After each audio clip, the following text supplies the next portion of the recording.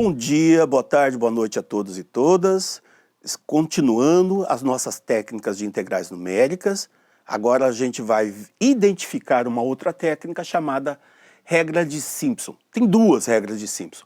A regra que a gente vai ver agora é a regra de 1/3 de Simpson, tá?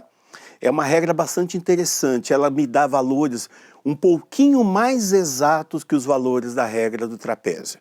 Por que que acontece isso? Isso acontece porque, vamos fazer um esboço aqui de uma função para vocês conseguirem entender o nosso raciocínio. Se eu conheço uma função qualquer, essa daqui, ó, eu quero saber qual é a região, qual que é a área, por exemplo, que está entre o ponto A e o ponto B, dentro dessa curva aqui, dentro da função f de x. Se eu quero utilizar a regra de 1/3 de Simpson, ele utiliza uma técnica que está dentro dos cálculos numéricos chamada de interpolação. Ele vai utilizar uma interpolação que é a interpolação de Lagrange, que poderia ser a interpolação de Newton também, para poder identificar um polinômio interpolador para essa curva. Que significa que ele vai utilizar o ponto A, ele vai utilizar o ponto B, e ele precisa de um ponto exatamente aqui no meio. Então o ponto A passa a ser chamado de ponto x0, o ponto do meio aqui é o nosso ponto x1, e o ponto B, que é o nosso ponto final lá, eu vou chamá-lo de ponto x2. Com isto, eu passo a ter aqui então duas regiões. Tenho duas regiões. Essa primeira região aqui, que vai de A até o x1, né, do x0 até o x1, eu vou criar aqui uma regra de interpolação que seguidamente vai ter que vir de x1 até x2, utilizando uma regra de interpolação também. Então eu vou descobrir aqui um polinômio interpolador que passa por esses três pontos aqui, que eu vou chamar aqui de polinômio p de x, para que eu consiga tentar identificar quem que seria essa minha função, tá? Então, esse polinômio interpolador, ele é dado da seguinte forma. Bom, aqui eu tenho a distância entre cada um dos pontos, que eu chamo essa distância de h, né? Eu chamo essa distância de h, e para que eu consiga calcular essa área aí, eu teria que pegar esse meu valor de h, dividir por 3, multiplicando pela imagem do primeiro ponto, que é a imagem do x0, tá? Mais 4 vezes a imagem do segundo ponto, mais o último ponto. Essa daqui é a fórmula que a gente chama ela de regra do trapézio de Simpson simples. Se eu quisesse utilizar somente uma única interpolação possível. Para fazer uma única interpolação possível, a minha região tem que ser dividida em duas partes. A minha região tem que ser dividida em duas partes. Aí vocês podem perguntar para mim, professor, mas obrigatoriamente eu tenho que trabalhar com duas partes? Não. Você pode trabalhar com a quantidade maior de partes, desde que essas quantidades, desde que essa minha quantidade n, seja uma quantidade par. Então eu poderia dividir isso daqui em 4, 6, 10, 20, 40. Então eu posso fazer várias divisões aqui, desde que as quantidades aqui sejam sempre quantidades pares. E aí eu utilizo a interpolação 2 a 2. Utilizo a interpolação nas duas primeiras regiões, depois a interpolação na segunda, na terceira e na quarta, e assim sucessivamente.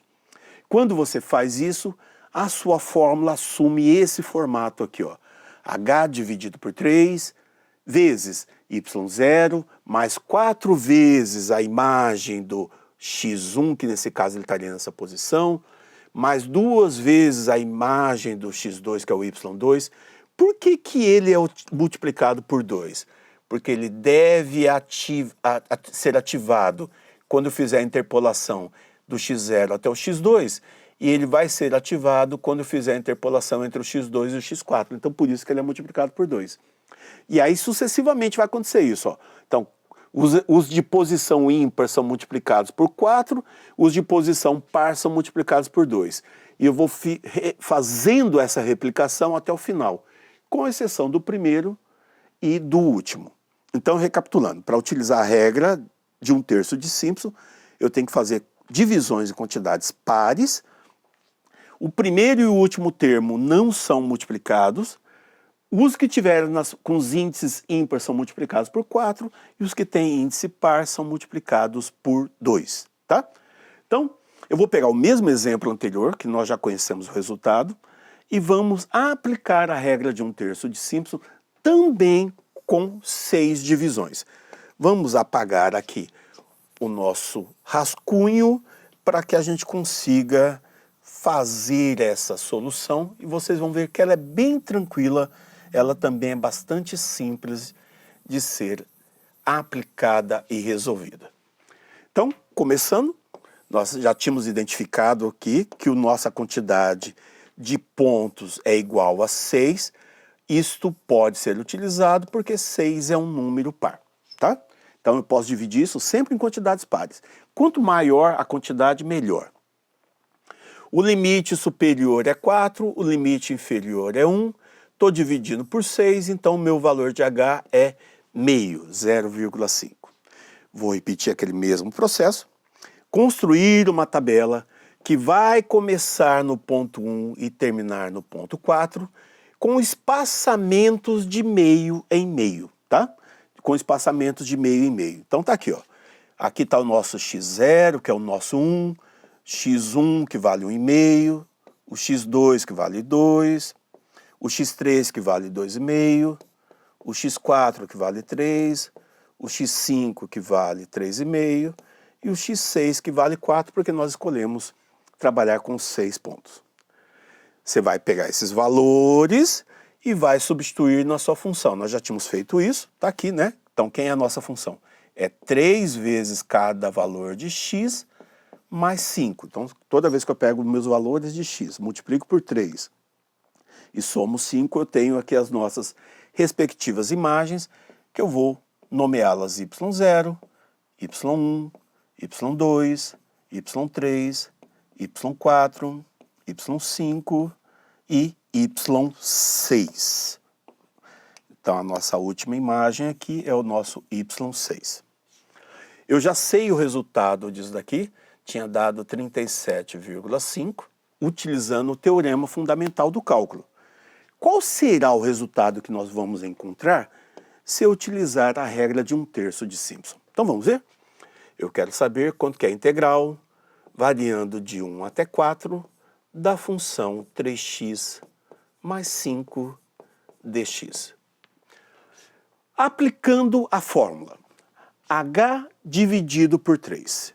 O valor de h é 0,5, isso tem que ser dividido por 3. Vezes quem? A imagem do primeiro elemento, que é 8, mais 4 vezes a imagem do segundo elemento, 4 vezes 9,5, mais 2 vezes a imagem do y2, que é 11, 2 vezes 11, mais 4 vezes a imagem do y3, que é 12,5, mais 2 vezes a imagem do y4, que é 14, mais 4 vezes a imagem do y5, que é 15,5, e o último elemento que não é multiplicado é o 17. Então, isso daqui ele vai ser somado apenas, tá? E aí, como eu já tinha dito para vocês, que a gente precisa de uma calculadora. Nesse caso, eu estou utilizando uma calculadora científica. Então, você vai ter aqui 0,5 dividido por 3 vezes. Vamos fazer aquela operação. 8 mais 4 vezes 9,5, mais 2 vezes 11, mais 4 vezes 12,5, mais 2 vezes 14, mais 4 vezes 15,5, mais 17. Realizando isso, vai me dar 225. 225. Isso daí vezes 0,5 e dividido por 3, o valor que eu encontro é 37,5. Ótimo, né? De novo aconteceu aquela mesma questãozinha, né?